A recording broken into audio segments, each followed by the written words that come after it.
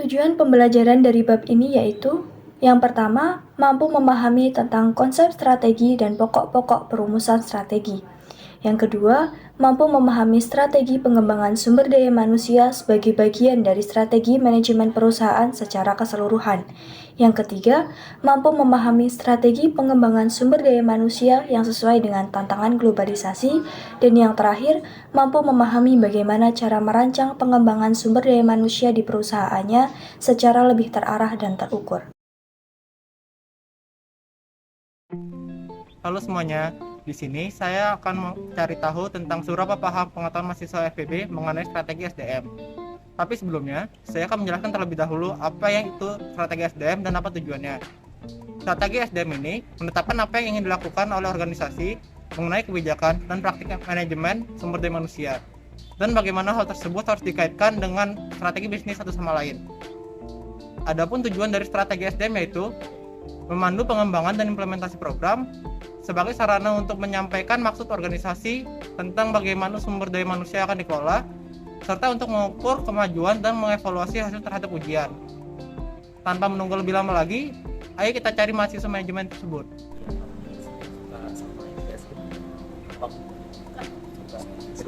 Mau nanya, apakah mendalami SDM strategi lagi? Oh iya, nih kebetulan kami juga baru mempelajari SDM strategi. Oh, mau kaji dulu. Saya mau nanya kan, kira-kira kakak tahu nggak jenis SDM strategi itu ada apa aja?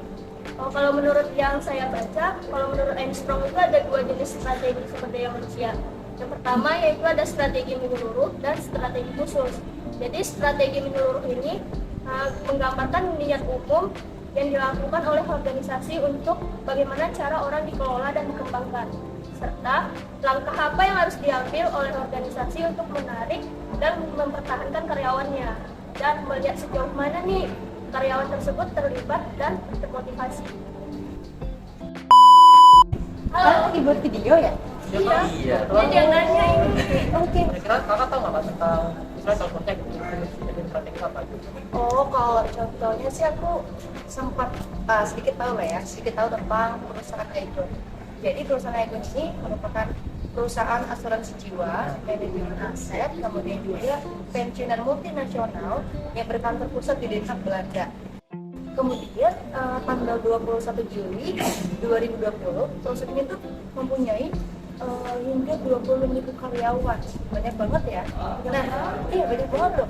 Kemudian sejarahnya Aegon ini didirikan pada tahun 1983 sebagai hasil penggabungan antara holding entity. Nah, pada tahun 1994 ini Aegon itu berhasil mengakuisisi Scottish Equitable.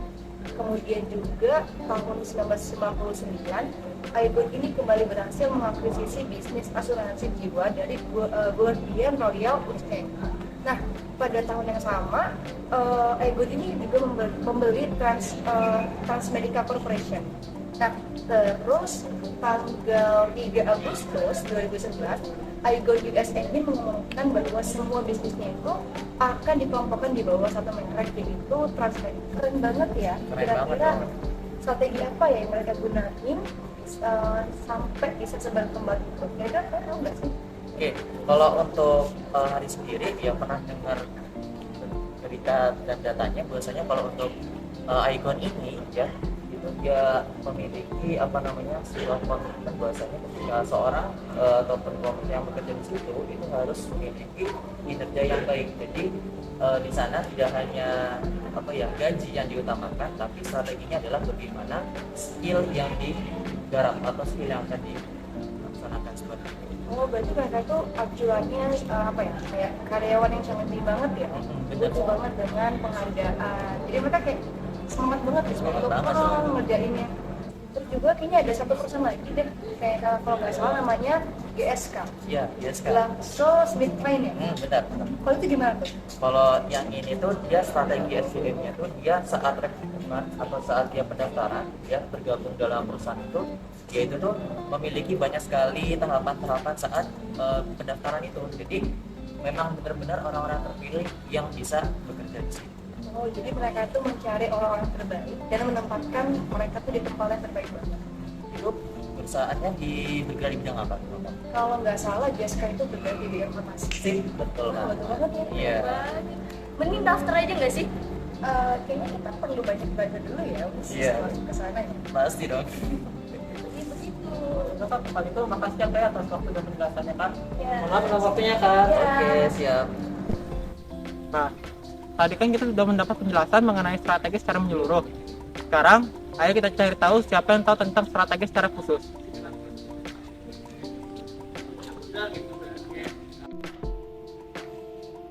Permisi Kak, maaf mengganggu waktunya. Jadi di sini saya sedang mencari tahu tentang seberapa paham kemampuan mahasiswa manajemen mengenai strategi SDM. Bisa minta tolong jelasin nggak tentang jenis strategi SDM? Oke, salah satunya itu ada strategi sumber daya manusia khusus. Jadi pada strategi ini perusahaan itu menetapkan apa sih yang bisa dilakukan dan apa yang ingin dilakukan oleh perusahaan tersebut terhadap bidang-bidang di dalamnya, seperti melakukan analisis apa sih bakat yang dimiliki oleh karyawan, lalu mengevaluasi kinerja karyawan dan mengembangkan inovasi. Lalu ada pengetahuan untuk sebagai pelatihan terhadap karyawan tersebut dan mempertahankan karyawan berkualitas tinggi, juga memberikan tugas dengan membangun komunikasi. Itu juga penting sih dalam strategi ini. Jadi pada strategi SDM khusus ini perusahaan itu mengelola hubungan dengan karyawan sebaik mungkin. Kalau misalnya contoh-contohnya Kak, ada apa nggak? Oh ya boleh. Jadi yang pertama itu pada Diageo nih. Kalau Diageo itu mereka tuh menggunakan reward dan penghargaan untuk menstimulasi kontribusi kinerja tim dan individunya. Kemudian yang kedua mereka juga memiliki talent management, di mana talent management ini bertujuan untuk mendorong daya tarik, retensi, dan pertumbuhan profesional dari sekumpulan besar karyawan yang berbakat dan beragam. Kemudian yang terakhir itu ada efektivitas organisasi. Jadi mereka itu memastikan bahwa bisnis mereka menyesuaikan organisasinya, di mana hal ini bertujuan untuk memaksimalkan kontribusi karyawan dan mencapai sasaran kinerja. Jadi SDM strategik ini tuh bertujuan tentunya juga bukan hanya tanggung jawab HR-nya, tapi juga orang-orang di dalam organisasinya. Nah, yang kedua juga ada contoh dari perkumpulan anak. Contoh pertama itu adalah mengelola pengembangan sumber daya manusia untuk mengamankan peningkatan produktivitas. Yang kedua, ada mulai dari menerapkan pelatihan dan pengembangan untuk tujuan bisnis masyarakat dan mendukung kualitas kinerja dengan anak-anak dan remaja. Jadi terima kasih ya Kak ya atas waktu dan penjelasannya. Saya pamit ya Kak. Ya, terima kasih. Tadi kan sudah beberapa mahasiswa manajemen yang kita tanyain. Sekarang ayo kita ke English area untuk melihat apakah ada lagi mahasiswa manajemen yang bisa kita tanyai. Permisi Kak, maaf ganggu waktunya. Saya mau nanya nih tentang seberapa paham kemampuan mahasiswa manajemen tentang strategi SDM. Nah, kira-kira kakak tahu nggak sih kriteria yang gimana untuk strategi SDM ini yang efektif? Oh, kalau misalnya dari yang kita udah pelajarin ya, sebenarnya strategi SDM yang efektif itu ada segala strategi yang dapat membantu perusahaan itu mencapai tujuannya. Tapi ada kriteria, ada 4 kriteria utama. Yang pertama, strategi itu harus mencakup segala kebutuhan bisnis. Nah, yang kedua, strategi yang dibuat itu harus berdasarkan analisis atau studi terperinci. Artinya, segala strategi yang kita buat itu tuh harus mudah atau masuk akal diimplementasi. Jadi bukan angan-angan aja. Nah, yang strategi ketiga itu adalah koheren dan terintegrasi. Artinya strategi yang kita buat itu harus saling berkesinambungan satu sama lain. Nah, yang terakhir yang paling penting banget itu memperhitungkan segala kebutuhan dari pekerjanya, pemilik usahanya, dan para pemegang kepentingan lainnya. Kayak gitu.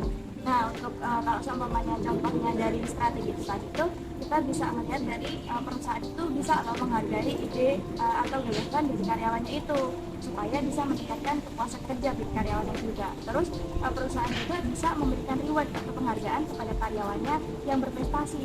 Nah, tujuan reward itu sendiri untuk memberikan motivasi atau meningkatkan motivasi bagi karyawannya untuk bekerja lebih baik lagi ke depannya. Terus bisa juga perusahaan itu mengadakan pelatihan bagi karyawannya. Nah, pelatihan itu bisa juga untuk meningkatkan aktivitas kerja bagi para karyawannya itu. Karena untuk contoh lebih luasnya lagi itu bisa kalian kulik sendiri. Tapi asalkan kalian tetap berpaku sama pas strategi yang udah aku bilang tadi. Gimana? Oh, seperti itu ya Kak ya. Terima kasih ya Kak untuk waktunya sama jawabannya. Nah, tadi kan kita sudah mendapat penjelasan mengenai strategi SDM. Mungkin kita cari satu orang lagi kali ya yang mengetahui secara menyeluruh tentang strategi SDM ini. Maaf Kak, boleh mengganggu saya sebentar? Oh iya, boleh. Kenapa, Kak? Jadi sini saya sudah mencari tahu Pak tentang pemahaman mahasiswa manajemen mengenai strategi SDM. Kira-kira Kakak tahu nggak apa itu strategi SDM? Oh, tahu dong. Kebetulan lagi mempelajarinya di kampus. Oh, bisa kita tahu gimana Kak? Oke. Menurut saya, strategi SDM yang baik itu di mana ketika organisasi itu dapat membuat orang-orang atau karyawan di dalamnya merasa dihargai gitu. Dengan cara dihargai itu, karyawan akan mendapatkan atau memiliki pengetahuan tentang organisasi dan mereka dapat mengerti atau memahami kedudukannya di dalam organisasi baik sebagai kelompok, tim, bahkan individu. Kemudian strategi yang baik itu ketika digunakan dalam berbagai tindakan harus cocok sesuai dengan strategi tersebut, baik dilakukan secara bersama atau individu tadi.